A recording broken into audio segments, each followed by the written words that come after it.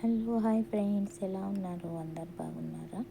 చూడండి, ఇవి 2 చికెన్స్ పైన తోలు తీసేసాను నేనే. ఇంకా మసాలాలు తగిలిస్తున్నాను కదా.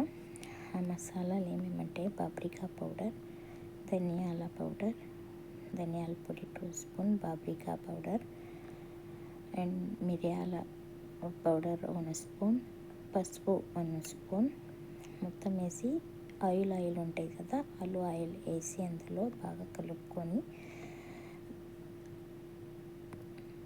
కస్తూరి మేతి కొంచెం వేసుకొని మొత్తం మిక్స్ చేసి పెరుగు, నిమ్మకాయ రసం, ఒక నిమ్మకాయ మొత్తం పిండి రెడీ చేసుకున్నాను. సాసు వీడియో తీయలేకపోయాను, అర్జెంటుగా కలుపుకొని ఇంకా కోళ్ళు 2 కడుక్కొని బాగా ఘాట్లు పెట్టుకొని మసాలా బాగా అంటించి కోళ్ళకి ఫ్రెండ్స్ మొత్తం లోపల అంతా తగిలేలా మసాలా మొత్తం యాడ్ చేస్తే బాగుంటుంది. టేస్ట్ చూడ్డానికి తిన్నా కానీ టేస్టీగా బాగుంటుంది ఫ్రెండ్స్.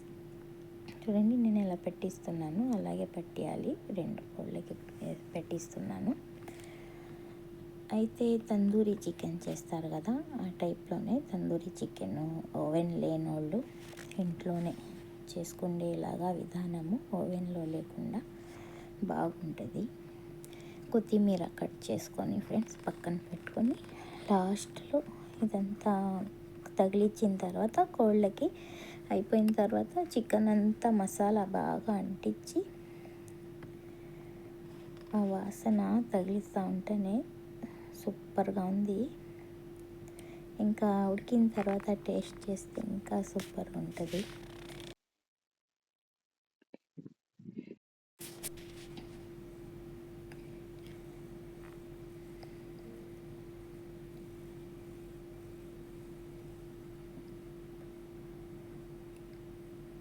చూడండి ఫ్రెండ్స్, అయిపోయింది. దాంట్లో కొత్తిమీర వేసుకొని ఇంకా దారంతో కట్టాను. రెక్కలు ఉన్నాయి కదా, కాళ్ళు పట్టుకొని దారంతో బాగా కట్టి, అంటే కాల్చేటప్పుడు కోడి విడిపోకుండా బాగుంటుంది. కట్టేసి కొత్తిమీర కోసుకొని కొత్తిమీర వేసి బాగా కొత్తిమీర కానీ లోపల కోడంతా తగిలించాలి.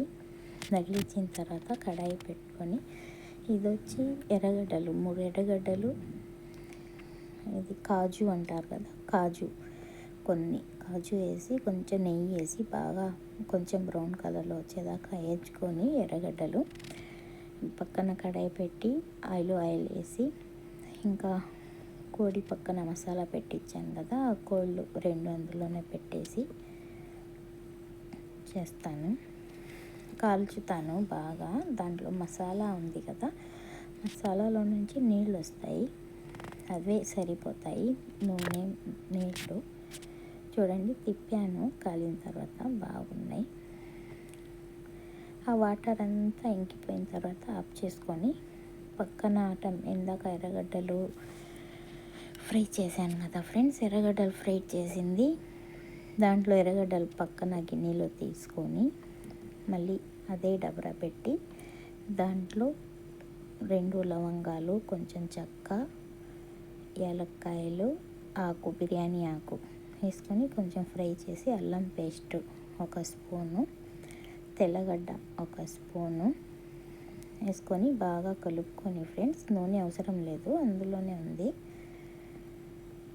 కొంచెం లైట్గా కాలాక అందులో ధనియాల పొడి 2 టేబుల్ స్పూన్ ధనియాల పొడి,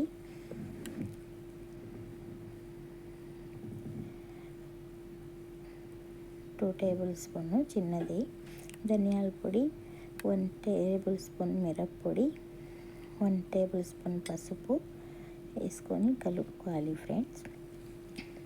బాగా కొంచెం కలిపాక టమాటా ప్యూరీ 3 టమాటాలు ప్యూరీ పేస్ట్ చేసి పెట్టాను పక్కన, ఆ పేస్ట్ అందులో వేస్తున్నాను. జీలకర్ర, మిరియాలు వేసాను పేస్ట్ వేసే ముందు.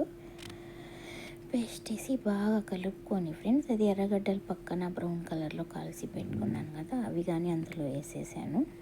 అందులోనే వేసి కొంచెం నీళ్ళు వేసి బాగా అది నూనె పైకి వచ్చేదాకా ఉడకనివ్వాలి.